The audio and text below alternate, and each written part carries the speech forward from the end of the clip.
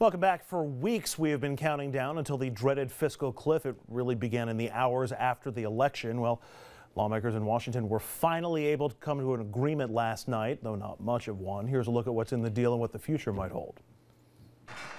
The stock market surged this morning as Wall Street reacted to the fiscal cliff deal.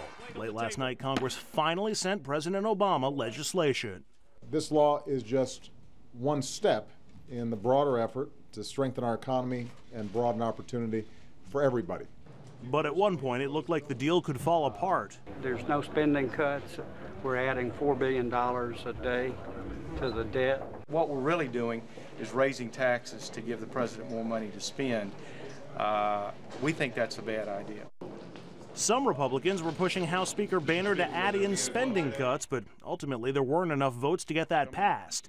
So the House approved the Senate-passed measure that extends tax cuts for all workers earning less than $400,000 a year, prevents a tax hike on estates valued at less than $5 million, and provides unemployment benefits for some 2 million people. But the payroll tax cut expired, which means an increase in taxes on salaries by 2% for every worker earning up to $110,000 a year. And there's the stuff the bill didn't do. To avoid this fiscal cliff, Congress set up new ones. In 2 months, they'll need to deal with the automatic spending cuts they put off, and there'll be a nasty fight over the debt ceiling. Last night, President Obama declared he's not willing to debate Congress on the borrowing limit. We can't not pay bills that we've already incurred. Just want to go over that last part of the piece one more time, because this is the part that had me slapping my head once this deal came through. The fiscal cliff, it's not really over. There are 3 new cliffs that are coming. In late February, there's a debt limit fight. The beginning of March, you get automatic cuts, the sequestration stuff, the spending cuts, and the defense cuts. They're still looming, but just kicked down the can a couple of months. And March 27th, the stopgap budget expires. So there are 3 more opportunities between now and the beginning of April for this whole process to happen again. And based just on that, can we call this fiscal cliff, the resolution of it, successful? We're going to do this all over again. 3 more times. Nothing's been resolved. I mean, it's going to happen again on the cuts. Go ahead. I was going to say we've resolved half the problem. We've resolved where we're going to end up when it comes to revenue, but my party is absolutely. Doesn't mean nothing's been resolved.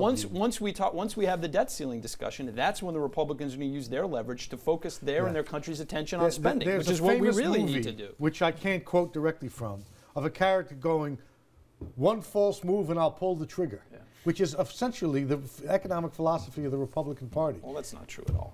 It's not. Of course not.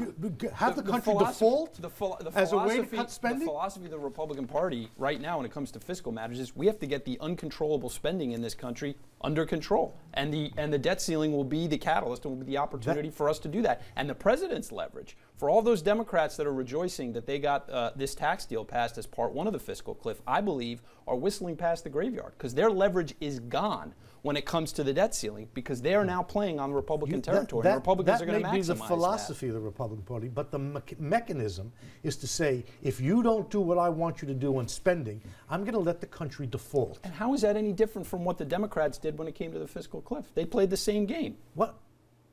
The Democrats said, if you do... The Democrats and Republicans in the Senate, in a bipartisan way, passed a package that embodied a set of principles that everyone agreed on. The nuts in the Republican House refused to go along with it. The majority of the Republicans in the House voted against the bill.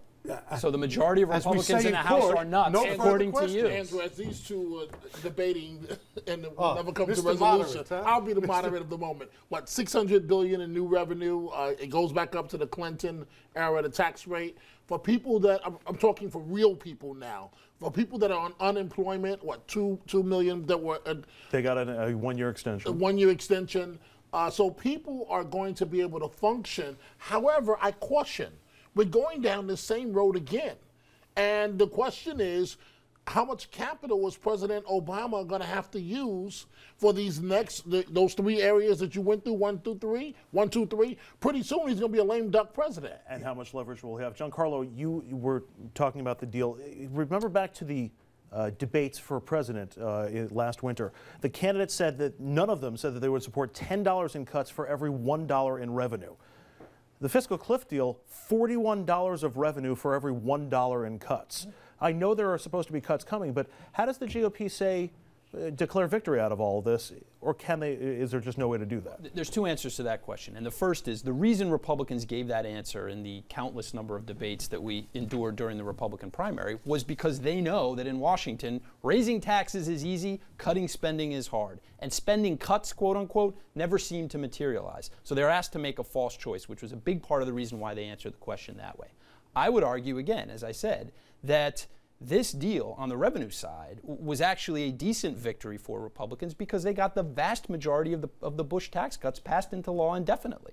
And in 2002, when this was being debated, there was a great hue and cry from the Democratic Party about how these were unfair, these tax cuts were going to wreck the economy, they were irresponsible. And now they're being seen as a panacea by the Democrats for what we need in this country, which I find very interesting. For that. There was, at the time Bush became president, he inherited a surplus. He engaged in 2 wars that he refused to pay for, and tax cuts at the same time. George Bush inherited an economy that was in recession, I will remind you. It's also interesting to note that during the presidential campaign, all the Democratic Party wanted us to harken back to the bad days of the Bush years and how his economic policy had failed. Now we're being told that... This is what Republicans do. You're a fine fella. I like you. You're a nice guy and a smart guy. You said 2 things that are just factually untrue. Let's hear. When George Bush became president, the country was in a surplus condition. That's not what I said. I said we were in a recession, not that we didn't have a surplus. Two very different issues. The second thing you said is this cuts never materialized. Obama, last time around, agreed to $1 trillion in cuts. True or false? Did they materialize? Yes. What do you mean they materialized? Show me where we've cut $1 trillion in the federal government. They were enacted. The deficit did get cut last year. By $1 trillion.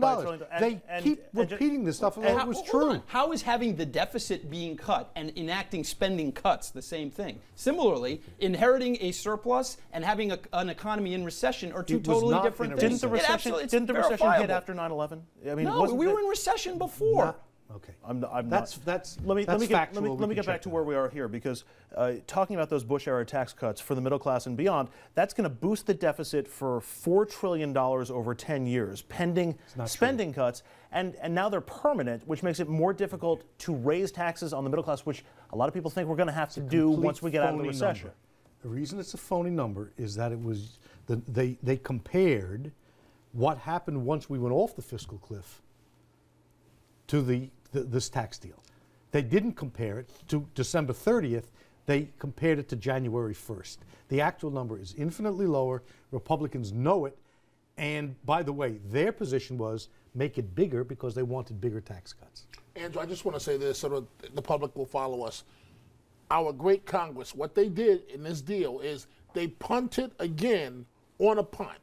So we passed the problem, half punt. What's the punt? The original cliff. The original cliff. All right. So, you know, there were threats of going off this cliff, scared everybody to death, seniors, people in housing and so on. In fairness, Dominic, this is big stuff, and it isn't easy to come to an agreement. And I understand, having been through this dozens of times, literally, that if it took more time or an artificial deadline to move the process forward, I don't think the world ended there. The problem here isn't that it's taken too long. It has. The problem here is that they haven't dealt with spending issues. They need to. The problem is that you're dealing with a bunch of people who won't negotiate. Can you imagine what would have been if Boehner had taken the deal with Obama 2 years ago? He would have been infinitely better off than the result of that. There's no question there, but I don't think it's fair to say that they're not negotiating. Both sides negotiated on the revenue deal. There's no question about that. President wanted it $1 million and settled at $400. All right, we're going to take a quick break. More on this after these messages. Stay with us.